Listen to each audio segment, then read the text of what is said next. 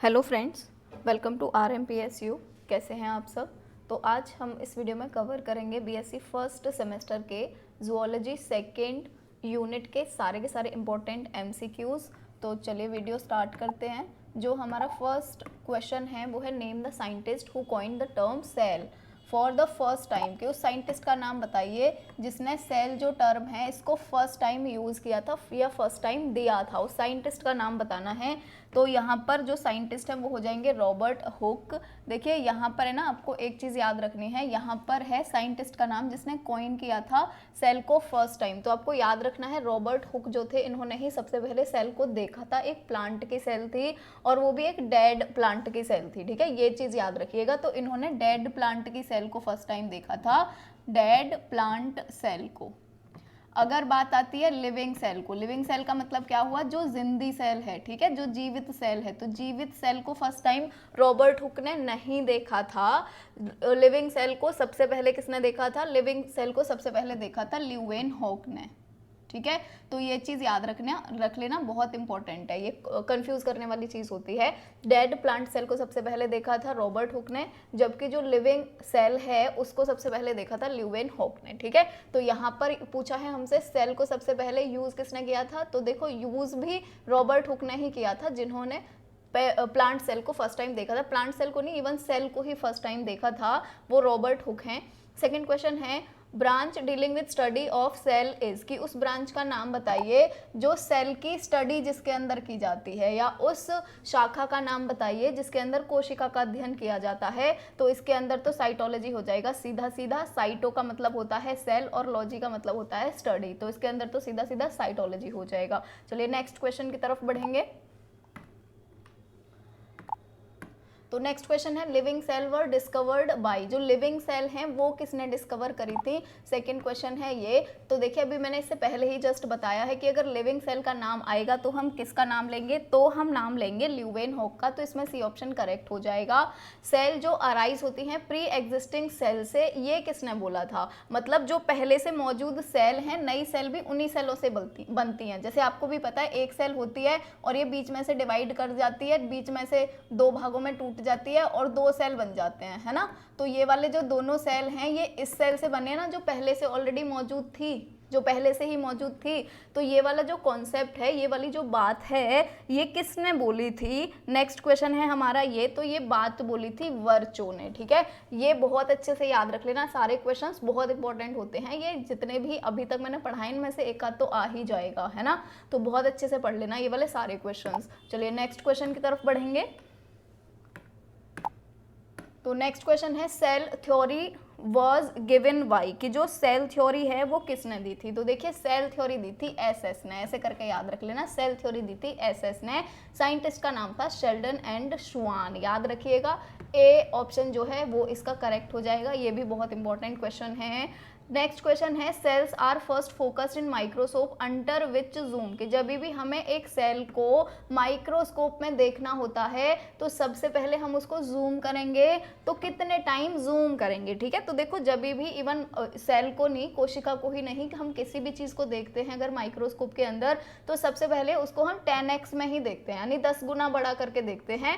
जो लेंस होते हैं माइक्रोस्कोप के अंदर भी आपने देखा होगा, जैसे ये यहाँ पर लेंस होते हैं, ये अगर हम ऐसे माइक्रोस्कोप बना लें छोटा मोटा सा, ठीक है, जैसे सपोज करो ये ऐसे माइक्रोस्कोप है, तो यहाँ पर सेल लगे होते, यहाँ पे ये लगे होते हैं ना, लेंस लगे होते हैं। अब ये जो लेंस होते हैं ना, ये तीन तरह के होते हैं। एक होता है 10x, आपको पता होगा शायद ऑलरेडी, एक होता है 40x और एक होता है 100x। तो जब भी हम कोई भी चीज़ देखते हैं ना, तो सबसे पहले हम इसमें ही देखते हैं 10x में। 10x में देखने के बाद फिर हमें पता चल जाएगा हाँ हमारी चीज़ कहाँ कहाँ पर है और हमें क्या देखना है। फिर हम उसको 40x में जूम करके देखते हैं और सबसे लास्ट में हम 100 पे जाते हैं। तो याद रखिएगा जब भी किसी भी चीज़ को, सेल को ही नहीं, किसी भी चीज़ को माइक्रोस्कोप के अंदर देखेंगे तो सबसे पहले कौन सा जूम करते हैं, 10x जूम करते हैं। चलिए नेक्स्ट क्वेश्चन की तरफ बढ़ेंगे। तो हमारा नेक्स्ट क्वेश्चन है, डेफिनिट शेप जो होता है सेल का वो देखा जाता है किसके सेल में, कि सबसे ज़्यादा डेफिनिट शेप जो होता है, मतलब शेप बदलेगा ही नहीं, एकदम से जैसा है वैसा ही मिलेगा आपको हर किसी के अंदर, ये किस में देखा जाता है? क्या प्लांट सेल जो होते हैं वो सारे के सारे एक जैसे ही होते हैं? किसी प्लांट में बड़े होते हैं सेल, किसी प्लांट में छोटे होते हैं, तो यहाँ पे हम प्लांट सेल नहीं लिखेंगे, ठीक है। प्लांट सेल में अलग अलग होते हैं प्लांट्स के अकॉर्डिंग सेल्स, पर जो एनिमल सेल होते हैं वो सारे के सारे एक जैसे ही होते हैं। तो डेफिनिट शेप जो होता है मतलब जो एक का होगा वही ही सबका होगा। जैसे अगर मेरे ब्लड का सेल का जो भी शेप है, जो भी साइज है, दूसरों के ब्लड सेल का शेप और साइज भी वही ही होगा, ठीक है। तो डेफिनिट शेप किसके अंदर मिलती है? सबसे ज्यादा जंतु कोशिकाओं के अंदर मिलती है एक डेफिनिट शेप या एक निश्चित आकार, ठीक है। चलिए नेक्स्ट क्वेश्चन पढ़ेंगे। A cell placed in hypotonic solution, अगर हम किसी सेल को एक हाइपोटोनिक सॉल्यूशन के अंदर रखेंगे तो क्या हो जाएगा? देखो जैसे ये यहाँ पे एक हाइपोटोनिक सॉल्यूशन बना लिया है और इस हाइपोटोनिक सॉल्यूशन के अंदर हमने रख दिया है अपना सेल।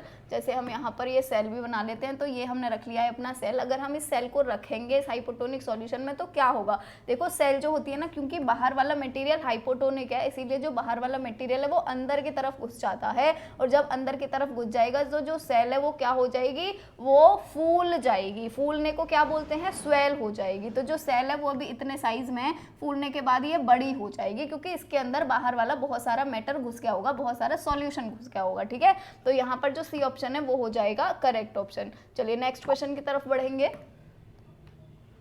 तो नेक्स्ट क्वेश्चन है, साइटोस्केलेटन जो होता है वो बना हुआ होता है। साइटोस्केलेटन का मतलब क्या हुआ?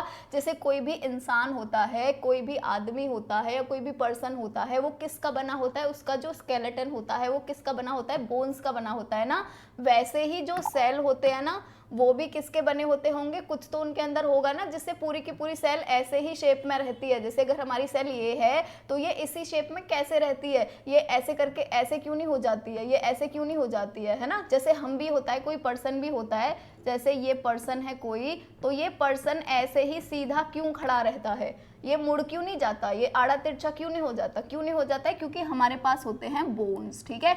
यहाँ पे रिब्स होते हैं, यहाँ पे हाथों के अंदर बोन्स हैं, मतलब पूरी ऑलमोस्ट सारी चीज़ें हमारी बोन से ही बनी हुई हैं। पैरों के अंदर बोन है, उंगलियों के अंदर बोन है, ब्रेन के अंदर बोन है, हर किसी के अंदर बोन ही बोन है। तो उन बोन्स की वजह से ही या हड्डियों की वजह से ही तो हमारी जो शेप है वो एज इट इज़ है, वरना तो पिचक ही जाता ना इंसान। वैसे ही सेल जो होते हैं इनके अंदर भी तो कुछ ना कुछ होता होगा जिसकी वजह से इनके जो स्ट्रक्चर है वो ऐसे ही रहते हैं, ये सिकुड़ते नहीं है, ये पिचकते नहीं है। ऐसा क्या होता है इनके अंदर? तो सेल के अंदर जो उसका स्केलेटन होता है वो दो चीज़ों से मिलकर बना हुआ होता है, जिसको हम बोलते हैं माइक्रोट्यूबुल्स एंड माइक्रोफिलामेंट। तो याद रखिएगा दोनों ही चीज़ें जरूरी होती है एक सेल का शेप बनाए रखने के लिए, और इन दोनों चीज़ों को ही हम बोलते हैं साइटोस्केलेटन। चलिए नेक्स्ट क्वेश्चन देखेंगे।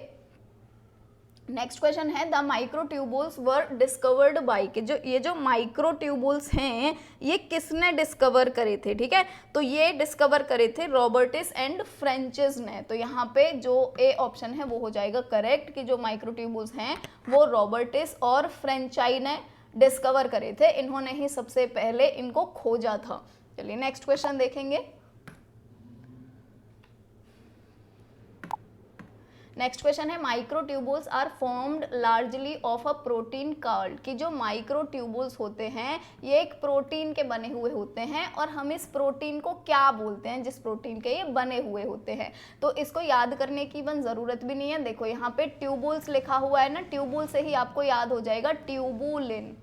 तो ये किसके बने हुए होते हैं? ये बने होते हैं ट्यूबुलिन के। और ट्यूबुलिन कहाँ पे लिखा हुआ है? ये लिखा हुआ है। जो भी माइक्रो ट्यूबुल्स होते हैं या जो भी सूक्ष्म नलिकाएं होती हैं वो किस प्रोटीन से बनी होती हैं? ट्यूबुलिन से बनी हुई होती हैं। नेक्स्ट क्वेश्चन है, the supportive framework of a cell consist of, कि जो सपोर्टिंग फ्रेमवर्क होता है सेल का वो किससे बना होता है? देखो सपोर्टिंग का मतलब क्या हुआ? जिससे सेल की शेप एज इट इज रहे, ठीक है, जो सपोर्ट करते हैं, जो एक ढांचा बनाते हैं सेल का कि सेल ऐसे ही रहना चाहिए, ये किस चीज का बना हुआ होता है? तो यहाँ पे क्वेश्चन वही है, बस उसको थोड़ा सा ना घुमा दिया है, क्योंकि इस टाइप के भी क्वेश्चन आ जाते हैं थोड़ा घुमा घुमा के।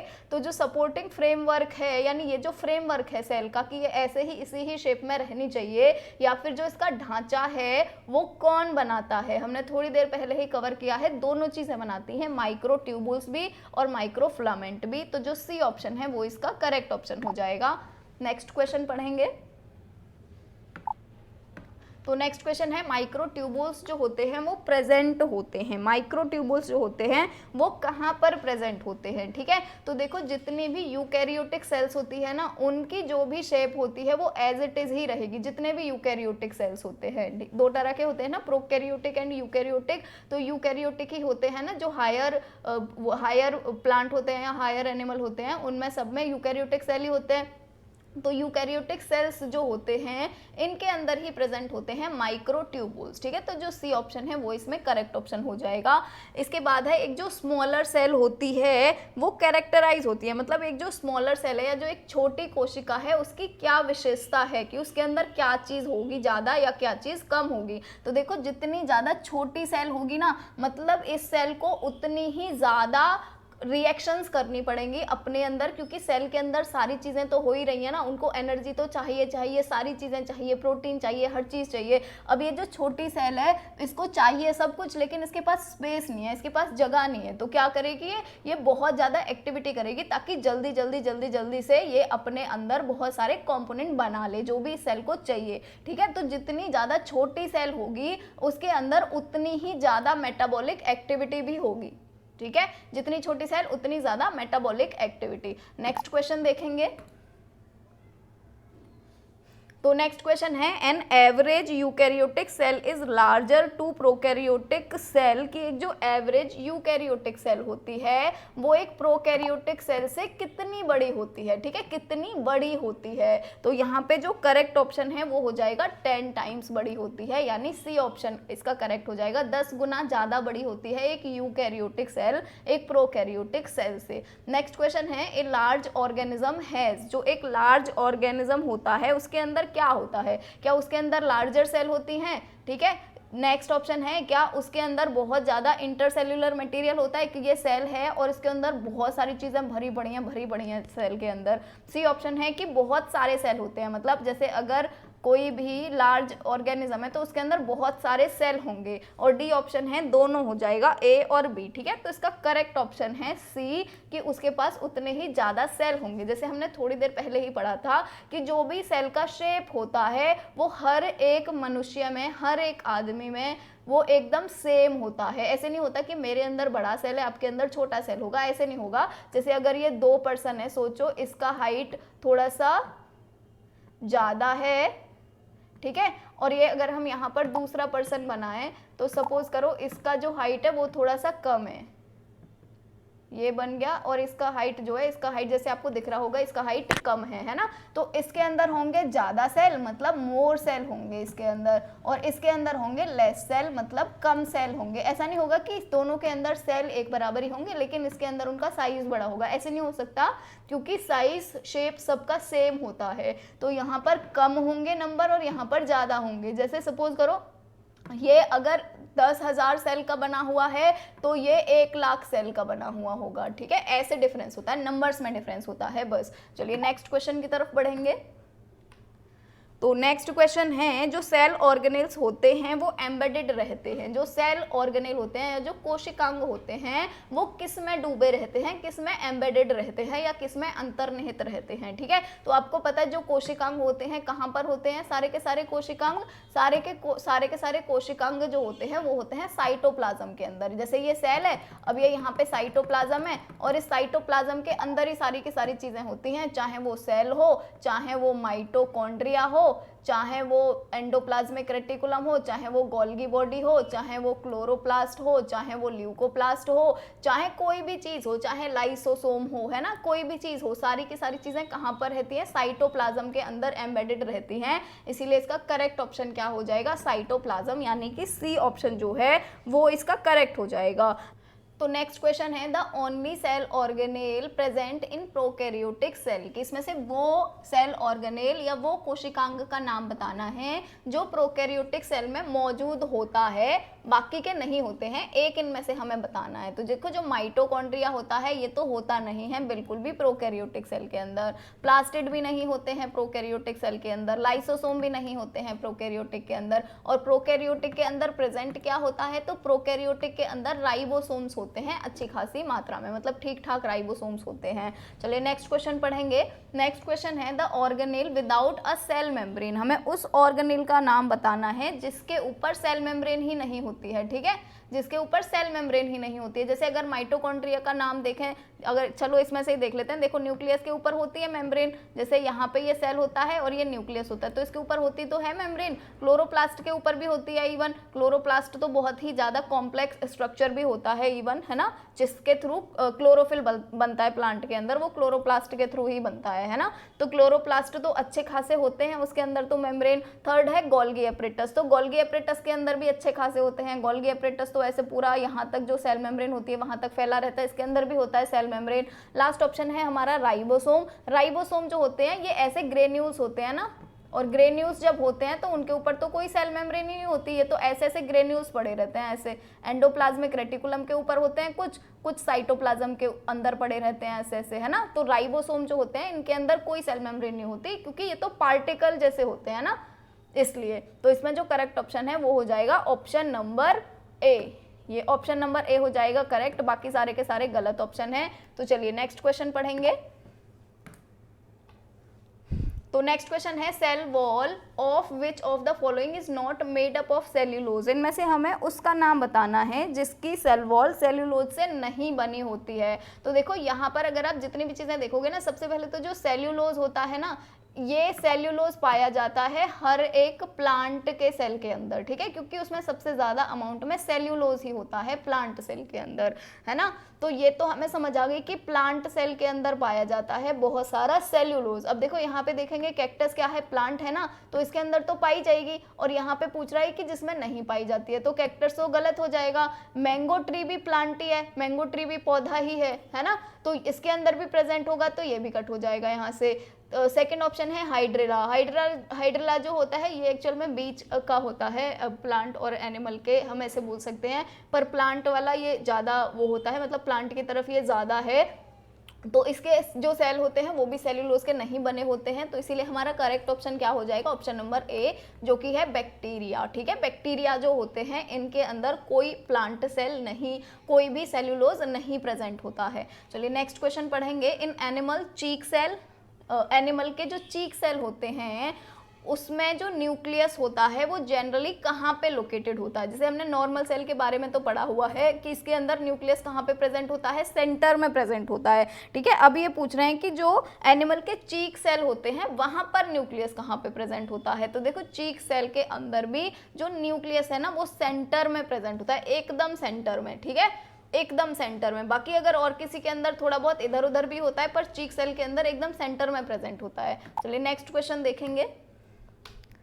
तो नेक्स्ट क्वेश्चन है the undefined nuclear region of prokaryotes are also known as. इसका मतलब क्या हुआ, अनडिफाइंड का मतलब क्या हुआ, जिसको हम डिफाइन नहीं कर सकते, जिसको मतलब जो कि एक अपरिभाषित होता है। जैसे ये सेल है और इस सेल के अंदर न्यूक्लियस है, ठीक है, तो न्यूक्लियस है ना वो अनडिफाइंड है, यानी न्यूक्लियस के अंदर जितनी भी चीज होती है वो तो है, डीएनए भी है यहाँ पे, है ना, ये डीएनए भी है यहाँ पे, सब है, जितनी भी चीजें न्यूक्लियस के अंदर होती हैं, पर इसमें क्या नहीं प्रेजेंट है, अगर इसमें यहाँ जो न्यूक्लियर वॉल होती है अगर ये प्रेजेंट नहीं है, ठीक है, ये न्यूक्लियर वॉल होती है, अगर न्यूक्लियर वॉल नहीं प्रेजेंट तो उसको हम क्या बोलेंगे, अनडिफाइंड न्यूक्लियर रीजन। क्यों बोलेंगे, क्योंकि सेल नहीं है, और अगर सेल नहीं है तो उसको हम अनडिफाइंड ही तो बोलेंगे, सेल से ही तो डिफाइन करते हैं कि ये हमारा न्यूक्लियस है। जब हम मेम्ब्रेन बना लेंगे यहाँ पर तो इस मेम्ब्रेन से ही तो डिफाइन करेंगे कि ये न्यूक्लियस है। जैसे ये सेल है, अगर हमने यहाँ पर न्यूक्लियस बनाना है तो हमने यहाँ पर ये क्या बनाया है, हमने यहाँ पर क्या बनाया है, मेम्ब्रेन बनाई है ना, न्यूक्लियर मेम्ब्रेन बनाई है। और अगर हम न्यूक्लियर मेम्ब्रेन ना बनाएं और सेल न्यूक्लियस के अंदर जितनी भी चीजें होती हैं सिर्फ उनको हमने ऐसे बना दिया कि ये हमारा डीएनए है ना, क्रोमोसोम भरे पड़े हैं इसके अंदर, और अगर हम ये नहीं बनाते, ये मेम्ब्रेन नहीं बनाते, जैसे ये मेम्ब्रेन नहीं बनाते, तो इसको हम क्या बोलते हैं, इसको हम बोलते हैं न्यूक्लियोइड। ठीक है, ये भी याद रखेगा, ये भी बहुत इंपॉर्टेंट है, न्यूक्लियोइड, न्यूक्लियोइड बोलते हैं इसको। ठीक है, नेक्स्ट क्वेश्चन देखेंगे। तो जो नेक्स्ट क्वेश्चन है वो है माइटोकॉन्ड्रिया वर फर्स्ट ऑब्जर्व्ड बाय, जो माइटोकॉन्ड्रिया हैं उनको सबसे पहले किसने देखा था, तो माइटोकॉन्ड्रिया को सबसे पहले देखा था कोलिकर ने। और ये आप याद कैसे रखोगे, देखो जैसे मैंने याद रखा था मैं वैसे बताती हूँ। यहाँ आपको ये कॉन्ड्रिया लिख रहा है ना, कॉन्ड्रिया क से स्टार्ट होता है ना, क से, तो ऐसे ऐसे याद रख लेना कि कॉन्ड्री माइटोकॉन्ड्रिया में कॉन्ड्रिया क से स्टार्ट हो रहा है ना। इसके साइंटिस्ट का नाम भी, जिन्होंने पहली बार इसको देखा था, उन साइंटिस्ट का नाम भी क से ही स्टार्ट हो रहा है और उनका नाम है कोलिकर। ठीक है, ऐसे करके याद रख लीजिएगा इसको। चलिए नेक्स्ट क्वेश्चन देखेंगे। तो नेक्स्ट क्वेश्चन है cell organelle which has electron transport system is, ये तो सबको पता होगा इलेक्ट्रॉन ट्रांसपोर्ट सिस्टम कहाँ पर प्रेजेंट होता है। देखो इलेक्ट्रॉन ट्रांसपोर्ट सिस्टम की वजह से ही एटीपी बन पाता है, और एटीपी जो बनता है वो कहाँ बनता है, अगर आपको ये पता है तो आप आसानी से बना दोगे। ठीक है, आसानी से बता दोगे। ये जो इलेक्ट्रॉन ट्रांसपोर्ट सिस्टम है इसके थ्रू ही तो बनता है एटीपी, और एटीपी कहाँ बनता है, एटीपी बनता है माइटोकॉन्ड्रिया के अंदर। तो इसीलिए जो इलेक्ट्रॉन ट्रांसपोर्ट सिस्टम है वो भी कहाँ पर प्रेजेंट होगा, माइटोकॉन्ड्रिया के अंदर। तो डी ऑप्शन जो है ये इसका करेक्ट ऑप्शन हो जाएगा। इसके बाद में नेक्स्ट देखेंगे। नेक्स्ट जो क्वेश्चन है वो है ऑक्सीडेटिव इलेक्ट्रॉन ट्रांसपोर्ट अकर इन, की जो ऑक्सीडेटिव इलेक्ट्रॉन ट्रांसपोर्ट सिस्टम है वो कहाँ पर पाया जाता है। ठीक है, तो ये कहाँ पर पाया जाता है, ये पाया जाता है क्रिस्टी के अंदर। क्रिस्टी भी जो होते हैं ये माइटोकॉन्ड्रिया के ही पार्ट होते हैं। जैसे अगर मैं यहाँ पर ही थोड़ा सा बताऊँ आप लोगों को, तो देखो ये माइटोकॉन्ड्रिया का अगर स्ट्रक्चर है तो ये ऐसे मुड़ा मुड़ा हुआ जहाँ से भी है ना, इन्हीं को ही हम बोलते हैं क्रिस्टी। ठीक है, तो क्रिस्टी जो हैं वो किसका पार्ट है, माइटोकॉन्ड्रिया के, और इसके अंदर क्या होता है, ऑक्सीडेटिव इलेक्ट्रॉन ट्रांसपोर्ट सिस्टम। तो ऐसे समझ लेना पहली बार तो कि इलेक्ट्रॉन ट्रांसपोर्ट सिस्टम माइटोकॉन्ड्रिया के अंदर प्रेजेंट होता है, और माइटोकॉन्ड्रिया के अंदर भी कहाँ पर प्रेजेंट होता है, क्रिस्टी के अंदर प्रेजेंट होता है, या क्रिस्टी में प्रेजेंट होता है। चलिए नेक्स्ट क्वेश्चन देखेंगे। तो नेक्स्ट क्वेश्चन है organelle capable of self replication is, उस कोशिकांग का नाम बताना है जो खुद से ही रेप्लिकेशन कर सकता है। रेप्लिकेशन का मतलब क्या होता है, प्रतिकृति, या फिर अगर हम बताएं रेप्लिकेशन का एक्चुअल में मीनिंग क्या होता है, तो देखो एक डीएनए से जब दूसरा डीएनए बनता है ना, इसी प्रोसेस को हम बोलते हैं रेप्लिकेशन। रेप्लिकेशन, ट्रांसक्रिप्शन और ट्रांसलेशन आपने पढ़े होंगे। डीएनए से डीएनए बन रहा है, इसको हम रेप्लिकेशन बोलते हैं। और अगर डीएनए से आरएनए बनता है, इसको हम क्या बोलते हैं, इसको हम बोलते हैं ट्रांसक्रिप्शन। और अगर आरएनए से प्रोटीन बनता है तो इसको हम क्या बोलते हैं, इसको हम बोलते हैं, प्रोटीन बनता है तो इसको हम बोलते हैं ट्रांसलेशन। ठीक है, ये तीनों चीज बहुत इंपॉर्टेंट होती है, इन्हीं को ही हम सेंट्रल डोग्मा ऑफ लाइफ भी बोलते हैं। तो जब डीएनए से डीएनए बन रहा है ना, एक डीएनए से दो डीएनए बनते हैं, तो जब एक डीएनए से दो डीएनए बन रहे हैं, इस प्रोसेस को ही हम बोलते हैं रेप्लिकेशन। और अब ये पूछ रहा है कि रेप्लिकेशन किसके अंदर हो सकता है, तो देखो रेप्लिकेशन तो उसके अंदर ही हो सकता है ना, उसी कोशिकांग के अंदर हो सकता है जिसके अंदर डीएनए प्रेजेंट हो। तो राइबोसोम के अंदर तो डीएनए प्रेजेंट होता नहीं है, तो इसके अंदर कैसे होगा सेल्फ रेप्लिकेशन, कैसे होगा अपने आप रेप्लिकेशन, या अपने आप कैसे प्रतिकृति होगी इसके अंदर। सेकंड ऑप्शन है एंडोप्लाज्मिक रेटिकुलम, तो इसके अंदर भी डीएनए नहीं होता, तो इसके अंदर कहां से रेप्लिकेशन हो जाएगा। थर्ड ऑप्शन है लाइसोसोम, इसके अंदर भी वो नहीं होता, डीएनए नहीं होता, इसके अंदर कहां से हो जाएगा रेप्लिकेशन, इसीलिए फोर्थ ऑप्शन हो जाएगा माइटोकॉन्ड्रिया। माइटोकॉन्ड्रिया अगर आप ऐसे बनाते हैं तो माइटोकॉन्ड्रिया के अंदर क्या दिखाते हैं, ऐसे साइड में डीएनए भी दिखाते हैं ना ऐसे। तो जो माइटोकॉन्ड्रिया होता है, क्योंकि इसके अंदर डीएनए प्रेजेंट होता है, तो यहाँ पर डीएनए से डीएनए बन सकता है, इसीलिए डी ऑप्शन करेक्ट हो जाएगा। नेक्स्ट क्वेश्चन है माइटोकॉन्ड्रिया जो होते हैं ये कहाँ पर पाए जाते हैं। ठीक है, माइटोकॉन्ड्रिया जो होते हैं ये कहाँ पर मिलते हैं, प्लांट सेल के अंदर मिलते हैं, हाँ जी बिल्कुल मिलते हैं। एनिमल सेल के अंदर मिलते हैं, हाँ जी बिल्कुल मिलते हैं। अब ये बोल रहा है ऑल सेल के अंदर मिलते हैं, तो ऑल सेल के अंदर तो नहीं मिलते भाई। प्रोकैरियोटिक सेल के अंदर मिलते हैं क्या, नहीं मिलते ना, इसीलिए सी तो हो गया गलत, पर ए भी हो गए सही ऑप्शन। अब हमारा फोर्थ ऑप्शन है ऑल यूकैरियोटिक सेल के अंदर, कि जितनी भी यूकैरियोटिक सेल होती हैं सबके अंदर होता है माइटोकॉन्ड्रिया, तो बिल्कुल सही है डी वाला ऑप्शन, कि जितने भी यूकैरियोटिक सेल्स होते हैं सबके अंदर प्रेजेंट होता है माइटोकॉन्ड्रिया, तो डी ऑप्शन हो जाएगा करेक्ट। ठीक है, चलिए नेक्स्ट क्वेश्चन पढ़ेंगे। तो नेक्स्ट क्वेश्चन है माइटोकॉन्ड्रिया आर एब्सेंट इन, की जो माइटोकॉन्ड्रिया होती हैं ये एब्सेंट कहाँ पर होती हैं? तो देखो माइटोकॉन्ड्रिया जो होती हैं वो बैक्टीरिया के अंदर एब्सेंट होती हैं, बाकी एल्गी के अंदर भी होती हैं, ग्रीन एल्गी के अंदर भी होती हैं और ब्राउन एल्गी के अंदर होती है, मतलब एल्गी के अंदर तो होते ही हैं, बैक्टीरिया के अंदर नहीं होते हैं माइटोकॉन्ड्रिया। तो यहाँ पे जो करेक्ट ऑप्शन है वो हो जाएगा बैक्टीरिया। ठीक है, नेक्स्ट जो क्वेश्चन है वो है the diameter of mitochondria. Mitochondria का डायामीटर कितना होता है, इसका व्यास कितना होता है? व्यास का या डायामीटर का मतलब क्या हो गया, जैसे ये अगर माइटोकॉन्ड्रिया है, ये अगर माइटोकॉन्ड्रिया है तो इसका ये वाला पार्ट ये कितना बड़ा है, मतलब इसका व्यास क्या है? तो व्यास क्या होता है, ये इसकी व्यास को तो डायमीटर बोलते हैं, परिधि कहाँ से, है ना। तो ये जो व्यास है इसका या ये जो इसका डायमीटर है ये कितना होता है? तो इसका डायमीटर होता है 0.5 से 2 माइक्रोन मीटर, माइक्रोन साइज का होता है। जितने भी सेल ऑर्गेनेल होते हैं सारे माइक्रोन साइज के ही होते हैं, तो ये तो आपको पता ही होगा, बस ये याद रख लेना 0.5 से 2 माइक्रोन का होता है। चलिए नेक्स्ट क्वेश्चन पढ़ेंगे। तो नेक्स्ट क्वेश्चन है माइटोकॉन्ड्रियल मैट्रिक्स कंटेन, की जो माइटोकॉन्ड्रिया का मैट्रिक्स होता है उसके अंदर क्या क्या चीजें होती हैं। जैसे ये माइटोकॉन्ड्रिया है और मैट्रिक्स क्या होता है, जैसे ये हो गई हमारी माइटोकॉन्ड्रिया, ठीक है, और मैट्रिक्स क्या होता है, ये अंदर वाला जितना भी पार्ट होता है इसके अंदर जो जो चीजें भी हैं सबको हम बोलते हैं मैट्रिक्स। तो माइटोकॉन्ड्रिया का जो मैट्रिक्स होता है उसको हम, वो कौन कौन से मैट्रिक्स के अंदर कौन कौन सी चीजें प्रेजेंट होती हैं। तो देखो फर्स्ट ऑप्शन है एंजाइम। एंजाइम तो इसके अंदर प्रेजेंट होंगे ही होंगे। क्यों होंगे प्रेजेंट? क्योंकि माइटोकॉन्ड्रिया के अंदर तो कितनी सारी प्रोसेस होनी है ना, एटीपी बनना है। जब एटीपी बनेगा, जब इलेक्ट्रॉन ट्रांसपोर्ट सिस्टम होगा इसके अंदर, तो बहुत सारे एंजाइम भी तो चाहिए होंगे। जितनी भी बॉडी में चीज होती है, जितनी भी शरीर में चीज होती है, सबके लिए एंजाइम चाहिए होते हैं। तो देखो एंजाइम तो यहाँ पे होगा ही होगा 100%, बिना एंजाइम के तो, और एक दो एंजाइम भी नहीं होगा, बहुत सारे एंजाइम होंगे इसके अंदर। बी ऑप्शन है डीएनए और आरएनए। तो डीएनए अभी आपने पढ़ा था, थोड़ी देर पहले ही बताया था कि यहाँ पर ऐसे डीएनए एक साइड में दिखाना होता है हमें माइटोकॉन्ड्रिया के अंदर। तो डीएनए भी होता है, आरएनए भी होता है, और राइबोसोम की बात करें तो राइबोसोम तो होगा ही होगा। अगर डीएनए आरएनए मतलब राइबोसोम भी होगा ही होगा। ठीक है, डी ऑप्शन है ऑल ऑफ दीज, तो इसका डी ऑप्शन जो है वो हो जाएगा करेक्ट ऑप्शन।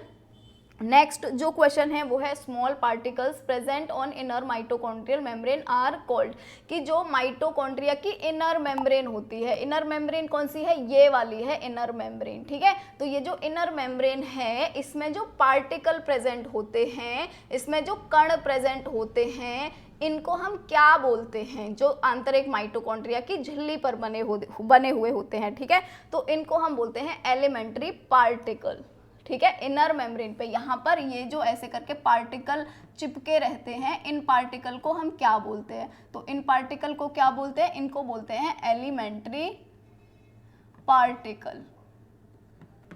चलिए नेक्स्ट क्वेश्चन है माइटोकॉन्ड्रिया जो होते हैं ये क्या होते हैं। ठीक है, माइटोकॉन्ड्रिया जो होते हैं वो क्या होते हैं? तो फर्स्ट जो ऑप्शन है हमारा वो है सीट होते हैं प्रोटीन सिंथेसिस का, कि इनके अंदर प्रोटीन सिंथेसिस होती है। बताओ क्या माइटोकॉन्ड्रिया के अंदर प्रोटीन सिंथेसिस होती है? नहीं होती ना माइटोकॉन्ड्रिया के अंदर प्रोटीन सिंथेसिस। प्रोटीन सिंथेसिस कहाँ होती है? प्रोटीन सिंथेसिस तो राइबोसोम के पास होती है ना, राइबोसोम के अंदर होती है प्रोटीन सिंथेसिस। तो ये तो गलत हो जाएगा कि यहाँ पर प्रोटीन सिंथेसिस नहीं होती है बिल्कुल भी।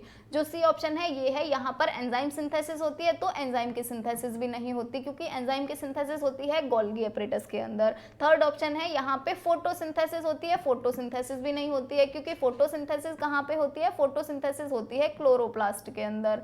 ठीक है, तो ये ऑप्शन भी गलत हो गया। अब जो करेक्ट ऑप्शन है वो कौन सा हो जाएगा? ऑप्शन नंबर बी, कि ये सीट होते हैं रेस्पायरेशन के, मतलब यहाँ पर रेस्पायरेशन होती है, तो ये हो जाएगा एकदम करेक्ट आंसर।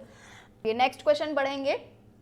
जो इलेक्ट्रॉन ट्रांसपोर्ट सिस्टम होता है वो कहाँ पर लोकेटेड होता है? ये तो आपको पता चल गया कि ये माइटोकॉन्ड्रिया के अंदर होता है, ये तो हमने काफी अभी बहुत बार पढ़ लिया। ठीक है, और माइटोकॉन्ड्रिया में भी कहाँ पर प्रेजेंट होता है? क्रिस्टी में प्रेजेंट होता है। और क्रिस्टी किसको बोलते हैं? जो माइटोकॉन्ड्रिया के ऐसे झुके झुके वाले पार्ट होते हैं, इनको ही हम बोलते हैं क्रिस्टी, है ना। थोड़ी देर पहले हमने डिस्कस करा था कि इन झुके अंदर वाले पार्ट को ही हम बोलते हैं, जो मुड़े वाले पार्ट हैं इनको ही बोलते हैं क्रिस्टी।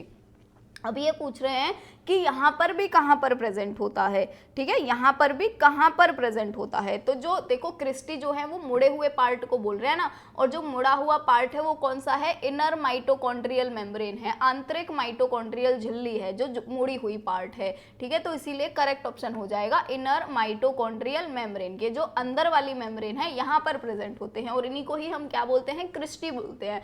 तो याद रखिएगा कैसे भी करके क्वेश्चन आ सकता है, या तो क्रिस्टी करके आ सकता है या इनर माइटोकॉन्ड्रियल मेम्ब्रेन करके आ सकता है। चलिए नेक्स्ट क्वेश्चन पढ़ेंगे।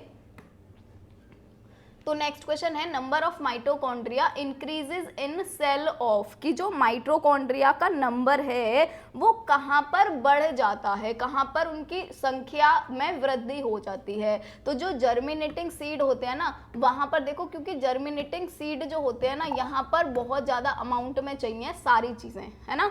तो इसीलिए जो जर्मिनेटिंग सीड होते हैं ना वहाँ पर माइटोकॉन्ड्रिया के नंबर में या माइटोकॉन्ड्रिया की संख्या में वृद्धि हो जाती है। नेक्स्ट क्वेश्चन है folding of inner mitochondrial membrane are called, ठीक है, जो फोल्ड हो जाती हैं इनर मेम्ब्रेन माइटोकॉन्ड्रियल मेम्ब्रेन की उनको हम क्या कहते हैं। तो ये बार बार वही क्वेश्चन आ रहे हैं, देखो थोड़ा थोड़ा चेंज करके आ रहे हैं कि ये जो मुड़ रही है अंदर वाली मेम्ब्रेन, ये जो मुड़ रही है इसको हम क्या बोलते हैं, ये यहाँ से जो मुड़ रही है ना इसको हम क्या बोलते हैं। तो इसको क्या बोलते हैं, मुड़े हुए पार्ट को, इसको बोलते हैं हम क्रिस्टी। तो सी ऑप्शन जो है वो हो जाएगा करेक्ट ऑप्शन।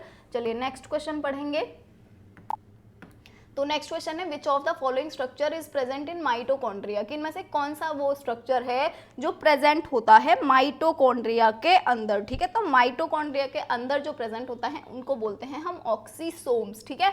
आपको ये याद कैसे रहेगा, तो देखो माइटोकॉन्ड्रिया के अंदर रेस्पिरेशन भी होती है ना, रेस्पिरेशन भी होती है, और रेस्पिरेशन जो होती है उसका मतलब ही ऑक्सी से रिलेटेड होता है, ऑक्सीजन से रिलेटेड होता है। तो आप ऐसे करके लॉजिक लगा के याद रख लेना कि माइटोकॉन्ड्रिया के अंदर ही रेस्पिरेशन होती है, और अगर रेस्पिरेशन होती है तो वहीं पर ही ऑक्सीसोम्स भी प्रेजेंट होते हैं जिनकी वजह से रेस्पिरेशन होती है। चलिए नेक्स्ट क्वेश्चन पढ़ेंगे। नेक्स्ट क्वेश्चन है जो RER होते हैं उनमें बहुत सारे स्ट्रक्चर्स होते हैं, और ये जो स्ट्रक्चर्स होते हैं इनको क्या बोलते हैं, ठीक है।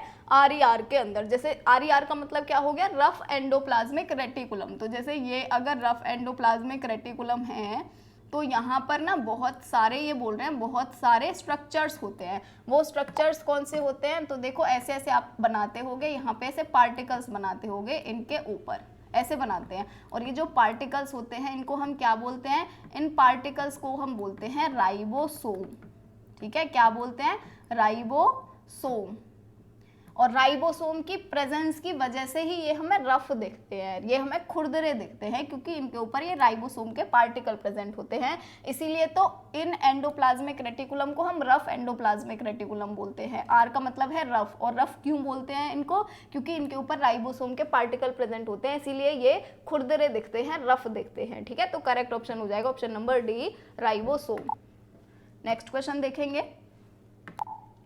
तो नेक्स्ट क्वेश्चन है राइबोसोम्स जो हैं वो सबसे पहले किसने डिस्कवर किए थे, जो राइबोसोम है वो सबसे पहले किसने देखे थे या किसने खोजे थे। तो देखो राइबोसोम है ना, ये सबसे पहले देखे थे पैलेड ने, ठीक है। माइटोकॉन्ड्रिया का मैंने क्या बताया था, क से याद रखना। राइबोसोम जो है ये पैलेड ने इनको सबसे पहले डिस्कवर किया था, नाम याद रखिएगा। नेक्स्ट क्वेश्चन है which among the following is not a membrane bounded cell organelle, कि इनमें से कौन सा वो स्ट्रक्चर है जो cell membrane bound membrane bound cell organelle नहीं है, मतलब जिसके अंदर मेम्ब्रेन नहीं होती है, ये मेम्ब्रेन नहीं होती है, ऐसा कौन सा ऑर्गेनेल है। ये क्वेश्चन पहले भी आ चुका है, बस यहाँ पर है ना लैंग्वेज चेंज हो गई है इसलिए ऐड करा है, क्योंकि ऐसे ही लैंग्वेज चेंज करके अगर आ जाए तो आप पहचान लो। देखो फर्स्ट है माइटोकॉन्ड्रिया, तो माइटोकॉन्ड्रिया के अंदर तो दो मेम्ब्रेन होती है, एक आउटर मेम्ब्रेन होती है, एक इनर मेम्ब्रेन होती है, तो ये तो यहीं से ही गलत हो गया। सेकंड ऑप्शन है लाइसोसोम। लाइसोसोम भी जब हम सेल के अंदर बनाते हैं तो ऐसे बनाते हैं, है ना, जैसे अगर ये सेल है और हमें अगर इसके अंदर लाइसोसोम बनाना है तो हम ऐसे बनाते हैं ना लाइसोसोम, तो इसके अंदर भी मेम्ब्रेन है। थर्ड है स्फेरोसोम, स्फेरोसोम के अंदर भी होते हैं सेल मेम्ब्रेन, और डी ऑप्शन है राइबोसोम। तो देखो राइबोसोम अभी हमने थोड़ी देर पहले ही बनाए हैं, और कैसे बनाए थे, ऐसे बनाए थे ना, ऐसे बनाए थे पार्टिकल की फॉर्म में। तो क्या इसमें मेम्ब्रेन है, इसमें तो मेम्ब्रेन है ही नहीं, इसीलिए जो करेक्ट ऑप्शन है वो कौन सा हो जाएगा, ऑप्शन नंबर डी हो जाएगा। चलिए नेक्स्ट क्वेश्चन पढ़ेंगे। तो नेक्स्ट क्वेश्चन है पॉलीराइबोसोम्स जो होते हैं वो एग्रीगेट होते हैं, यानी पॉलीराइबोसोम जो होते हैं उसके अंदर क्या क्या होता है या वो किसके बने हुए होते हैं, ठीक है। तो यहाँ पे देखो फर्स्ट ऑप्शन है राइबोसोम और आरआरएनए के, सेकंड ऑप्शन है सिर्फ और सिर्फ आरआरएनए के, थर्ड ऑप्शन है पेरोक्सिसोम्स के, और डी ऑप्शन है several ribosomes held together by string of mRNA, ठीक है। कि बहुत सारे राइबोसोम होते हैं जो कि जुड़े हुए होते हैं एक दूसरे से, किसके द्वारा जुड़े हुए होते हैं, स्ट्रिंग ऑफ एमआरएनए के द्वारा, ठीक है। बहुत सारे स्ट्रिंग होते हैं एमआरएनए के और उनसे ये ऐसे करके जुड़े रहते हैं, तो इसी को ही हम बोलते हैं राइबोसोम के एग्रीगेट, यानी बहुत सारे राइबोसोम के समुच्चय। तो क्लियर हो गया, करेक्ट ऑप्शन हो जाएगा इसका option number D. Next question है पॉलीसोम जो होता है वो चेन होती है किसकी, तो देखो पॉलीसोम या पॉलीराइबोसोम है ना, ये एक ही मतलब होता है इसका, चाहे तो पॉलीराइबोसोम बोल दो और चाहे इसमें से राइबो हटा दो और पॉलीसोम बोल दो, दोनों एक ही चीज़ है। तो यहाँ पे देखो फर्स्ट ऑप्शन है कि ये ऑक्सीसोम के चेन होते हैं, ऑक्सीसोम के नहीं होते ना, यहाँ पे हमने ये क्या बनाए थे भी छोटे छोटे पार्टिकल, ये राइबोसोम बनाए थे ना, तो मतलब ये चेन होती है राइबोसोम की, इसीलिए जो सी ऑप्शन है वो हो जाएगा करेक्ट ऑप्शन। नेक्स्ट क्वेश्चन करते हैं। तो the enzyme peptidyl transferase occurs in, की जो पेप्टिडिल ट्रांसफरेज होता है वो कहाँ पर मिलता है, तो देखो राइबोसोम जो होते हैं ना इसके भी दो यूनिट होते हैं, एक को हम बोलते हैं लार्ज सब यूनिट, ठीक है, लार्ज सब यूनिट, और एक को हम बोलते हैं स्मॉल सब यूनिट।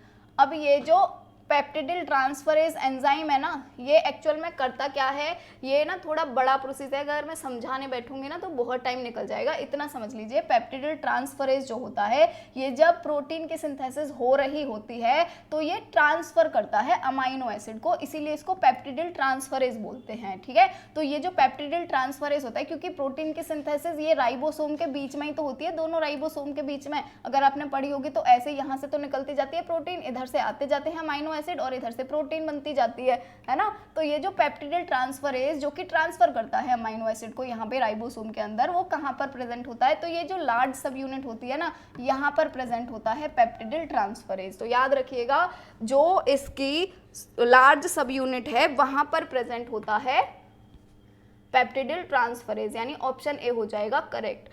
तो नेक्स्ट क्वेश्चन है सेडिमेंटेशन यूनिट जो होती है राइबोसोम की वो क्या होती है, तो इसको आप कैसे याद रखेंगे, S for sedimentation and S for Svedberg, तो ऐसे करके आप इसको याद रख लेना, एस फॉर सेडिमेंटेशन और एस फॉर स्वेद वर्ग, ऐसे याद हो जाएगी। अब ये जो एस होता है ना ये आप लिखते भी हो, कहाँ पर लिखते हो आप ऐसे लिखते हो ना, राइबोसोम दो तरह के होते हैं, एक को हम बोलते हैं 70S और एक को हम बोलते हैं 80S टाइप, है ना, ये दो तरह के होते हैं ना। तो ये जो एस यहाँ पे लिख रहा है ना 70 और 80 के बाद, ये क्या है, स्वेद वर्ग यूनिट ही, स्वेद वर्ग ही इसका वो है यूनिट है, ठीक है, या स्वेद वर्ग जो है उससे इसको रिप्रेजेंट करते हैं, और ये जो स्वेद वर्ग है ये क्या होता है, सेडिमेंटेशन यूनिट होती है स्वेद वर्ग, ठीक है।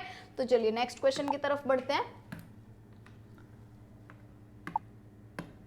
तो हमारा नेक्स्ट जो क्वेश्चन है वो है ribosome in plant cell are different from bacterial ribosome, की जो राइबोसोम प्लांट के अंदर होते हैं और जो राइबोसोम बैक्टीरिया के अंदर होते हैं, इन दोनों में क्या अंतर होता है, इन दोनों में क्या डिफरेंस होता है, ठीक है। सेल के अंदर भी प्रेजेंट है और प्लांट के और सेल के प्लांट के अंदर भी प्रेजेंट है और बैक्टीरिया के अंदर भी प्रेजेंट है, लेकिन दोनों ही राइबोसोम में अंतर क्या होगा, दोनों में फर्क क्या होगा। तो देखिए जो बैक्टीरिया होते हैं यहाँ पर कौन से प्रेजेंट होते हैं, 70S राइबोसोम प्रेजेंट होते हैं, जबकि जो प्लांट होते हैं यहाँ पर प्रेजेंट होते हैं 80S टाइप। और ये क्या पूछ रहा है, राइबोसोम जो प्लांट सेल के होते हैं वो किस तरह से डिफरेंट होते हैं, क्योंकि प्लांट सेल जो होता है उसके अंदर लार्जर साइज के राइबोसोम प्रेजेंट होते हैं, यानी 80S टाइप के राइबोसोम प्रेजेंट होते हैं, तो इसमें बी ऑप्शन जो है वो हो जाएगा करेक्ट ऑप्शन। नेक्स्ट क्वेश्चन है राइबोसोम जो होते हैं ये किसके बने हुए होते हैं, तो देखो अभी आपने देख ही लिया कि जितने भी राइबोसोम है वो दो यूनिट के बने होते हैं, चाहे 70S हो चाहे फिर वो 80S हो, ठीक है। तो ये कितने यूनिट के बने हुए होते हैं, दो यूनिट, जिनमें से एक को हम बोलते हैं लार्ज यूनिट और एक को बोलते हैं स्मॉल यूनिट, ठीक है। ये हो गई स्मॉल यूनिट और ये ऊपर वाली हो गई लार्ज यूनिट। तो दो सब यूनिट के बने हुए होते हैं या दो उप इकाई के बने हुए होते हैं राइबोसोम। नेक्स्ट क्वेश्चन करेंगे। तो हमारा जो नेक्स्ट क्वेश्चन है वो कि जो राइबोसोम होते हैं उनकी ओरिजिन होती है, यानी उत्पत्ति कहाँ से होती है राइबोसोम की, या राइबोसोम जो होते हैं ये बनते कहाँ से हैं, ठीक है। ओरिजिन कहाँ से होती है इनकी, या ये बनते कहाँ से हैं। तो ये जो राइबोसोम होते हैं ये न्यूक्लियोलस से बनते हैं। कहाँ से बनते हैं, न्यूक्लियोलस से। और अगर आपको न्यूक्लियोलस नहीं पता ना, तो देखो ये है सेल, इसके अंदर होता है न्यूक्लियस, और न्यूक्लियस के अंदर भी क्या होता है, न्यूक्लियोलस, ये होता है न्यूक्लियोलस। न्यूक्लियस के भी अंदर एक न्यूक्लियस प्रेजेंट होता है जिसको न्यूक्लियोलस बोलते हैं, और यहीं से ही बन के आते हैं राइबोसोम बाहर। तो याद रखिएगा राइबोसोम बने हुए होते हैं न्यूक्लियस के अंदर।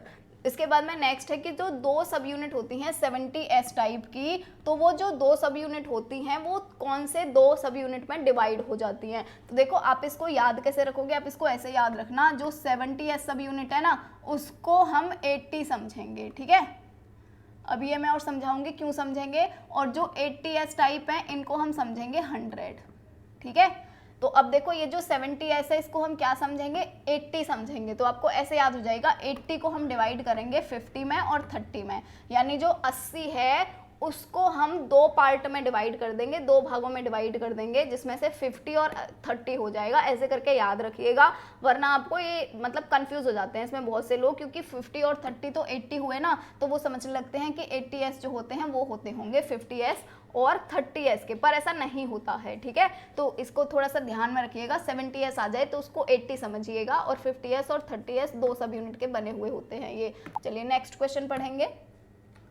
नेक्स्ट क्वेश्चन है द 2 सब units of 80S ribosome are. तो देखिए इसके जस्ट पीछे ही मैंने आप लोगों को बताया था अभी अभी कि जो 80S टाइप है इसको आप क्या समझेंगे, इसको आप सोचेंगे 100 या 100। 70 को समझिए 80 और 80 को समझिए 100। तो अगर आप 100 को डिवाइड करेंगे तो देखिए ये है 40, ये है 50, तो ये तो 90 हुए ना, तो हो ही नहीं सकता। ये 40, ये 40, ये 80 हुए। अब बहुत सारे बच्चे तो इसी पे करके आ जाएंगे, क्योंकि ये 80S टाइप के हैं, 80 तो 40 40 80 हो गए, मतलब इसी को ही करेक्ट करके आ जाएंगे। डी ऑप्शन देखेंगे, यहाँ पर भी 50 और 30 है, तो कुछ लोग इसको भी करके आ सकते हैं, है ना। लेकिन करेक्ट ऑप्शन क्या है, option number C. Option number C क्या है कि एक होती है 60S और एक होता है 40S। जो 60S है वो लार्ज सब यूनिट होती है, और जो 40S है वो स्मॉल सब यूनिट होती है ना, छोटी सब यूनिट होती है, या छोटी उप इकाई होती है 40S, और बड़ी उप इकाई होती है 60S। तो इस तरह से याद रखिएगा, 70S मतलब उसको 80 में काउंट करना है, और 80S को आपको 100 में काउंट करना है या 100 में काउंट करना है।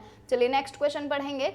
नेक्स्ट क्वेश्चन है cells specialised in secretion of proteinaceous substance possess, कि वो वाली सेल का हमें नाम बताना है जो स्पेशलाइज्ड होती हैं सिक्रीशन करने के लिए। सिक्रीशन क्या होता है, कोई भी लिक्विड चीज को बाहर निकालना, उसी को ही हम सिक्रीशन बोलते हैं, है ना। तो कोई भी ऐसे वाले सेल का नाम बताना है हमें, या ऐसे वाले सेल्स का बताना है जो सिक्रीशन करती हैं या जो स्राव करती हैं प्रोटीनेशियस सब्सटेंस का, जिनके अंदर प्रोटीन होती है उनका, ठीक है। तो जो बाउंड राइबोसोम होते हैं ना, ये निकालते हैं बाहर प्रोटीनेशियस सब्सटेंस। क्यों निकालते हैं ये बाहर, क्योंकि अभी हमने थोड़ी देर पढ़ा है कि जो राइबोसोम होते हैं वो क्या बनाते हैं, प्रोटीन बनाते हैं। और यहाँ पर ये क्या बोल रहा है, यही तो बोल रहा है कि जो सिक्रीशन करें प्रोटीनेशियस सब्सटेंस का, प्रोटीन के बने हुए सब्सटेंस का सिक्रीशन करें, उनको बाहर निकालें। तो जो बाउंड राइबोसोम होते हैं यही तो करते हैं। देखो राइबोसोम भी तो 2 तरह के होते हैं। एक राइबोसोम जो होते हैं वो तो यहाँ एंडोप्लाज्मिक रेटिकुलम के ऊपर अटैच होते हैं, है ना। हमने थोड़ी देर पहले बात करी थी कि यहाँ पर ऐसे ऐसे प्रेजेंट होते हैं, इसीलिए हम इसको रफ एंडोप्लाज्मिक रेटिकुलम बोलते हैं, है ना।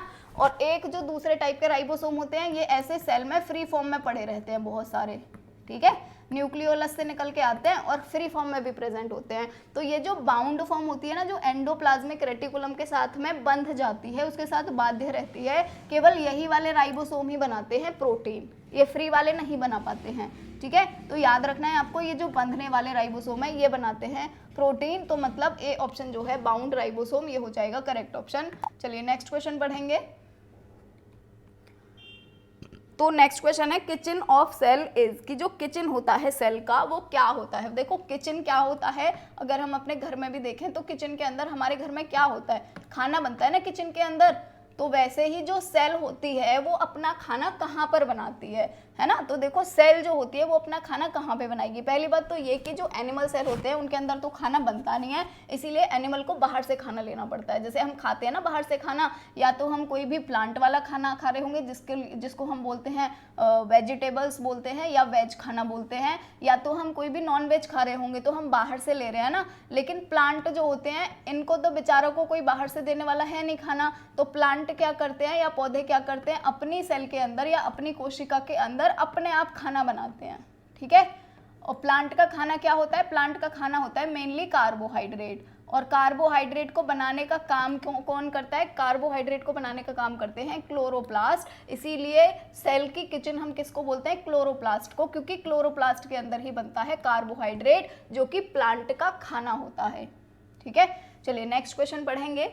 नेक्स्ट जो क्वेश्चन है वो है the cell organelle involved in forming complex sugars from simple sugars are. हमें उस सेल ऑर्गेनेल का नाम बताना है जो कि कॉम्प्लेक्स शुगर बनाती है, यानी बड़े बड़े शुगर बनाती है छोटे छोटे शुगर से, यानी सिंपल शुगर से, ठीक है। उस सेल ऑर्गेनेल का नाम बताना है, तो इसमें जो करेक्ट ऑप्शन हो जाएगा वो हो जाएगा गोल्गी एपरेटस, क्योंकि जो गोल्गी एपरेटस होती है यही ही जो छोटे छोटे शुगर के पार्टिकल होते हैं, यानी जो मोनोसेकेराइड डाइसेकेराइड होते हैं उनसे मिलाकर, उनको मिलाकर के ये क्या बना देती है, पॉलीसेकेराइड बना देती है, बड़े बड़े शुगर बना देती है, ठीक है। कौन बना देती है, गोल्गी एपरेटस बना। चलिए तो नेक्स्ट क्वेश्चन है basal bodies are associated with the formation of, कि जो बेसल बॉडीज होती हैं वो क्या बनाती हैं या किसका फॉर्मेशन करती हैं या किसका संश्लेषण करती हैं, ठीक है। बेसल बॉडी क्या बनाती हैं आखिर, तो देखिए जो बेसल बॉडीज होती हैं ना ये बनाती हैं सीलिया और फ्लैजिला, क्योंकि मैं कल वाले वीडियो में भी बता रही थी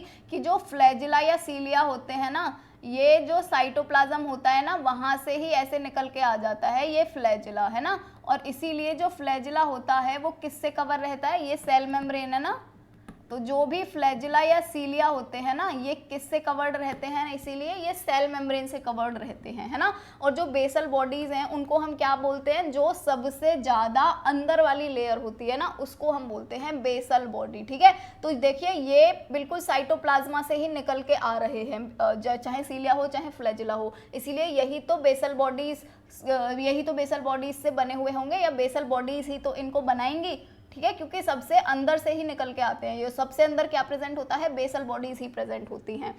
चलिए नेक्स्ट क्वेश्चन देखेंगे। जो फ्लैजिला और सीलिया होते हैं वो किस में हेल्प करते हैं या ये क्या करते हैं, तो देखो रेस्पिरेशन तो ये करते नहीं है, ना ये कोऑर्डिनेशन करते हैं, ऑल ऑफ दिस तो बिल्कुल भी नहीं हो सकता। सीलिया और फ्लैजिला दोनों ही चीजें मूवमेंट में काम आती है, यानी लोकोमोशन में काम आती हैं। जब भी इस सेल को तैरना होता है, कहीं दूसरी जगह जाना होता है, तो ये अपने सीलिया और फ्लैजिला को यूज करके ही तो इधर उधर भागते रहते हैं, ठीक है। तो करेक्ट ऑप्शन हो जाएगा, मूवमेंट के काम में आते हैं ये। चलिए नेक्स्ट क्वेश्चन है कि जो सीलिया होते हैं वो किसके बने हुए होते हैं। जो सीलिया होते हैं ना वो ऐसे करके याद रख लीजिएगा कि सी फॉर सीलिया और सी फॉर सेंट्रियोल, ठीक है। तो सीलिया जो बने हुए होते हैं ये किसके बने होते हैं, सीलिया बने हुए होते हैं सेंट्रियोल्स के। नेक्स्ट क्वेश्चन है the pattern of organisation of eukaryotic cilia and flagella की जो पैटर्न होता है यूकैरियोटिक सीलिया और फ्लैजिला का वो क्या होता है, तो देखिए इसका जो करेक्ट ऑप्शन है वो है सी, 9+2 होता है इनका ऑर्गेनाइजेशन का पैटर्न, ठीक है। चलिए नेक्स्ट क्वेश्चन की तरफ बढ़ेंगे। तो नेक्स्ट क्वेश्चन है bacterial flagellum is composed of, कि जो बैक्टीरिया का फ्लैजिला होता है वो किसका बना हुआ होता है। देखो इसको भी याद रखने की जरूरत नहीं है, फ्लैजिला किससे बना हुआ होगा, फ्लैजिलिन प्रोटीन से बना हुआ होगा, ठीक है। फ्लैजिला फ्लैजिलिन, तो ए ऑप्शन जो है वो इसका हो जाएगा करेक्ट। नेक्स्ट क्वेश्चन है जो माइक्रोट्यूबुल्स होते हैं वो किस में पार्ट लेते हैं, किस में पार्ट लेते हैं मतलब क्या काम में ये काम आते हैं, जो भी माइक्रोट्यूबुल्स होते हैं। तो माइक्रोट्यूबुल्स होते हैं, देखो ये सेल का जो स्केलेटन होता है या सेल का शेप होता है उसको बनाए रखने में तो हेल्प करते ही करते हैं, साथ ही जब सेल डिवीजन हो रहा होता है, जब एक सेल 2 सेल में डिवाइड करती है तो इसके डिवाइड जब ये होती है या विभाजन जब होता है कोशिका का, तो माइक्रोट्यूबुल्स उसमें भी बहुत ज़्यादा इंपॉर्टेंट रोल प्ले करते हैं, बहुत अच्छा एक रोल प्ले करते हैं ये, इसीलिए जो बी ऑप्शन है वो हो जाएगा करेक्ट ऑप्शन, ठीक है। अगर तो यहाँ पे और भी कुछ चीजें होती तो हम वो लिख सकते थे, लेकिन सेल डिवीजन जो है वो हो जाएगा इसका सबसे अच्छा ऑप्शन। तो चलिए नेक्स्ट क्वेश्चन पढ़ेंगे। तो नेक्स्ट जो क्वेश्चन है वो है पेरोक्सिसोम्स एंड ग्लाइकोसोम्स आर, कि जो पेरोक्सिसोम और ग्लाइकोसोम्स होते हैं वो क्या होते हैं। ए ऑप्शन है एनर्जी ट्रांसफॉर्मिंग ऑर्गेनेल, तो ये तो बिल्कुल भी नहीं होते। सेकंड ऑप्शन है मेम्ब्रेन लेस ऑर्गेनेल, तो नहीं, इन दोनों के अंदर ही मेम्ब्रेन होती है, तो ये भी गलत हो जाएगा। थर्ड है माइक्रो बॉडीज, मैक्रो बॉडीज होती हैं, यानी बड़ी बड़ी बॉडी होती हैं। तो देखो बड़ी बड़ी बॉडी होती ना, तो हम हर सेल के अंदर इनका डायग्राम बनाते, जैसे हम न्यूक्लियस का बनाते हैं इसका भी बनाते, जैसे हम एंडोप्लाज्मिक रेटिकुलम का बनाते हैं इसका भी बनाते, जैसे हम गोल्गी बॉडी का बनाते हैं हम इसका भी बनाते, जैसे हम क्लोरोप्लास्ट का बनाते हैं, लाइसोसोम का बनाते हैं, वैसे हम इसका भी बना रहे होते। पर पेरोक्सिसोम और जो ग्लाइकोसोम्स होते हैं, क्या हम इनको बनाते हैं, इनका डायग्राम नहीं बनाते ना। तो क्यों नहीं बनाते, क्योंकि बहुत ज्यादा माइक्रो बॉडी होती है ये, इसलिए नहीं बनाते। नेक्स्ट जो क्वेश्चन है वो है which one is a micro body, इनमें से कौन सा माइक्रो बॉडी है। ठीक है, तो देखिए आप है ना इसको भी कैसे याद रख लेंगे, वैसे तो यहाँ ऊपर ऑलरेडी आ चुका है पेरोक्सिसोम्स, है ना, और वही ही सेम ऑप्शन है यहाँ पे लिखा है पेरोक्सिसोम एंड ग्लाइकोसोम क्या होते हैं, यहाँ पे लिखा है माइक्रो बॉडी, नीचे लिखा हुआ है इसमें से माइक्रो बॉडी कौन सी है, तो पेरोक्सिसोम ऑप्शन है ही, तो आप आसानी से समझ ही लेंगे, है ना। इसके बाद में नेक्स्ट क्वेश्चन पे चलते हैं। तो हमारा नेक्स्ट क्वेश्चन है cell organelle taking part in photo respiration is, कि इनमें से कौन सा वो पार्ट है जो फोटो रेस्पिरेशन में पार्ट लेता है या फोटो रेस्पिरेशन में काम करता है या प्रकाश श्वसन में भाग लेता है। तो देखो जो पेरोक्सिसोम होता है ना, यही प्रकाश श्वसन में काम करता है या प्रकाश श्वसन होने में हेल्प करता है पेरोक्सिसोम, तो जो बी ऑप्शन है वो हो जाएगा करेक्ट ऑप्शन। नेक्स्ट क्वेश्चन है सेंट्रियोल्स जो होते हैं ये कहाँ पर पाए जाते हैं। ठीक है, जो सेंट्रियोल्स होते हैं वो कहाँ पर पाए जाते हैं या कैसे स्थिति में पाए जाते हैं। तो देखो सेंट्रियोल्स जो होते हैं ना, ये हमेशा पेयर्स में पाए जाएंगे, या तो दो होंगे, ठीक है, ऐसे पाए जाते हैं, हमेशा दो की फॉर्म में पाए जाते हैं। ऐसा नहीं हो सकता कि एक है या फिर तीन है, ये तीन सेंट्रियोल्स हैं, ऐसा नहीं होता, ये हमेशा पेयर्स में पाए जाते हैं। तो जो करेक्ट ऑप्शन है वो क्या होगा, ऑप्शन नंबर बी। चलिए नेक्स्ट क्वेश्चन पढ़ेंगे। तो हमारा नेक्स्ट जो क्वेश्चन है वो है which cell structure occurs in epidermal cell of human but not in the epidermal cell of leaves plant cell leg. ठीक है, तो इसमें लिखा हुआ है कि इनमें से कौन सा वो सेल का स्ट्रक्चर है जो एपिडर्मल सेल में तो मिलता है। ठीक है, और किसकी एपिडर्मल सेल में मिलता है, तो ह्यूमन की एपिडर्मल सेल में मिलता है। और एपिडर्मल सेल जो होती है वो क्या होती है, जैसे इवन हमारी जो स्किन होती है, हमारी जो खाल होती है या त्वचा होती है, उसकी भी ना हर चीज़ की जो चीज़ें होती हैं, जो मतलब स्किन लेयर होती हैं, उसको हम तीन में डिवाइड करते हैं। एक को हम बोलते हैं एपिडर्मिस, और एक को हम बोलते हैं डर्मिस सिर्फ, और एक को हम बोलते हैं एंडोडर्मिस। ठीक है, तो यहाँ पर है ना नाम से ही समझ आ रहा होगा, जैसे ये अगर हमारे स्किन की लेयर्स हैं तो सबसे ऊपर वाली को क्या बोलेंगे, एपिडर्मिस, बीच वाली को क्या बोलेंगे, डर्मिस, और सबसे नीचे वाली को बोलते हैं एंडोडर्मिस। तो ये बोल रहे हैं कि जो सबसे ऊपर वाली लेयर है, यानी ये जो एपिडर्मल लेयर है ये वाली, इस लेयर के अंदर ह्यूमन बॉडी में तो प्रेजेंट होती है वो चीज़, लेकिन वो प्लांट सेल के अंदर या लीव्स के अंदर नहीं होती है। ठीक है, तो कौन सी चीज़ है, वो सेंट्रियोल है। सेंट्रियोल जो होता है वो ह्यूमन की जो एपिडर्मल लेयर होती है, एपिडर्मल लेयर के सेल्स होते हैं उनमें तो भर भर के होता है, लेकिन प्लांट में नहीं होता है। ठीक है, तो चलिए नेक्स्ट क्वेश्चन है the pattern of organisation of centrioles is, जो सेंट्रियोल्स होते हैं उनका पैटर्न ऑफ ऑर्गेनाइजेशन क्या होता है, तो इनका पैटर्न ऑफ ऑर्गेनाइजेशन होता है 9+0। ठीक है, चलिए नेक्स्ट क्वेश्चन की तरफ बढ़ेंगे। तो नेक्स्ट क्वेश्चन है the ultra structure blepharoplasty resembles, जो अल्ट्रा स्ट्रक्चर है, अल्ट्रा स्ट्रक्चर यानी माइक्रो से भी और ज़्यादा छोटी स्ट्रक्चर है ब्लेफेरोप्लास्टी, वो किसकी तरह दिखती है। ठीक है, किसकी तरह दिखती है ये, तो ये दिखती है सेंट्रियोल्स की तरह। ठीक है, याद रखिएगा इसको।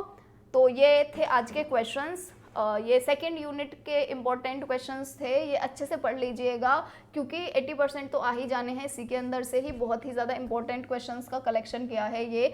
अगर तो आपको वीडियो पसंद आया, अभी आपने अभी तक देखा है, मतलब आपको पसंद आया है और आपको लग रहा है कि हाँ थोड़ा बहुत ठीक है, इन्फॉर्मेटिव है वीडियो, तो हमारे चैनल को सब्सक्राइब कर लीजिएगा। और अगर आपको लग ही रहा है कि अच्छा है तो अपने दोस्तों के साथ में शेयर भी कर दीजिएगा। और अगर आप यहाँ तक आए हैं, आपको अच्छा लगा है, तो लाइक किए बिना तो आप जाएंगे ही नहीं, आई नो। तो चलिए थैंक यू। कल हम फिर से लेके आ रहे हैं थर्ड यूनिट का लेक्चर या थर्ड यूनिट के इम्पोर्टेंट MCQs। तो चलिए थैंक यू।